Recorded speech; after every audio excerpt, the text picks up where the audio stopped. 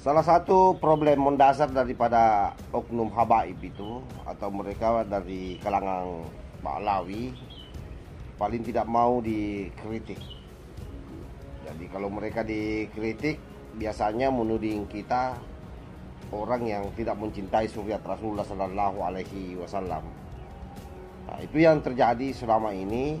Artinya mereka memang masih merasa sebagai suriat Rasulullah Sallallahu Alaihi Wasallam. Nah, itulah tabiat-tabiat buruk dari oknum-oknum habaib yang selama ini memang merajalela fatwa-fatwanya ataupun seruan-seruannya di Nusantara dan berupaya mengkerangkeng pribumi dengan doktrin-doktrinnya seperti Habib ini. Kebusukan-kebusukan orang di zaman-zaman dahulu memang akan muncul di umat Nabi Muhammad. Setan iblis sudah tidak berwajah menakutkan. Wajahnya enak dipandang, suaranya enak didengar, tutur bahasanya punya magnet untuk diikuti. Walakinnahu dajjalun min dajjalati hadhihi ummah. Tapi mereka adalah dajjal. Pendahulu dajjal yang asli. Kamu akan berapa banyak orang membuka medsos, membuka YouTube terbenam. Dicetak oleh Allah Ta'ala untuk menjadi dajjal. Kalau hati umat Muhammad sudah ada bughd benci dengan anak cucu Rasulullah. Bukan hanya benci lisannya, menikmati mencaci maki anak cucu Nabi Muhammad. Mencaci maki dzurriyyatul hasanain. Hati Nabi Muhammad sallallahu alaihi wasallam hanya dingin apabila beliau berkeliling dengan arwah suci beliau ke wali-wali dari anak cucunya. Kita mendengar bahwa Al-Habib Abu Bakar bin Muhammad As-Sagaf didatangi oleh Rasulullah.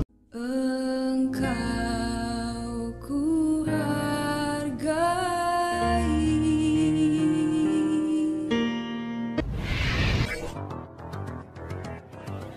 Assalamualaikum warahmatullahi wabarakatuh. Om Swastiastu, Namo Buddhaya, salam kebajikan. Kembali lagi bersama Tol Langit 9 dari Buta Pantalo di Kabupaten Bulukumba. Video yang saya sematkan tadi itu adalah merupakan salah satu oknum habaib dan ini sudah sangat viral, ditonton oleh banyak orang. Ada satu narasi yang menarik untuk kita reaksi dari video ini. Yang pertama saya kira adalah bagaimana mereka melakukan doktrinnya terhadap orang-orang muslim di Indonesia atau orang Islam di Indonesia.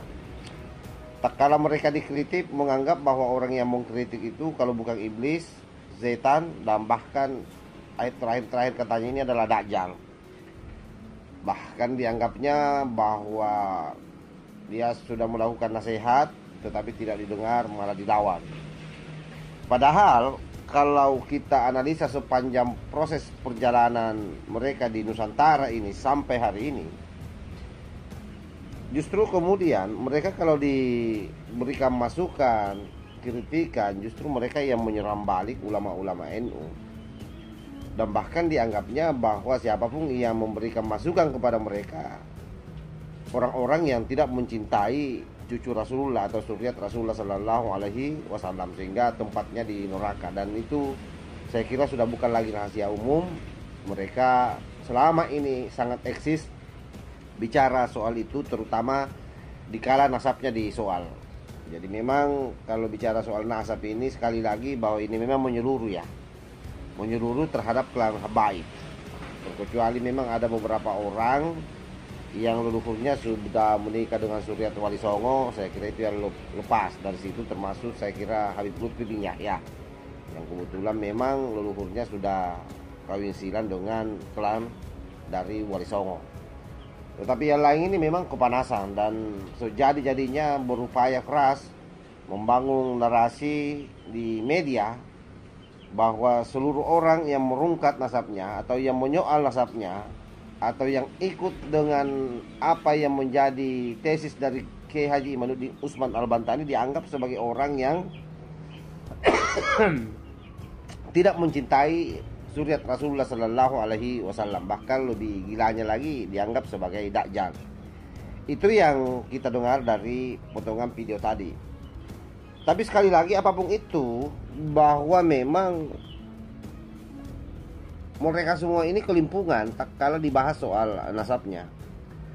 Ya, yang kedua, mereka memang ini sangat senang mengaku-ngaku sebagai zuriat Rasulullah, sehingga itu menjadi bentuk kekebalan bagi dirinya untuk tidak dikritik.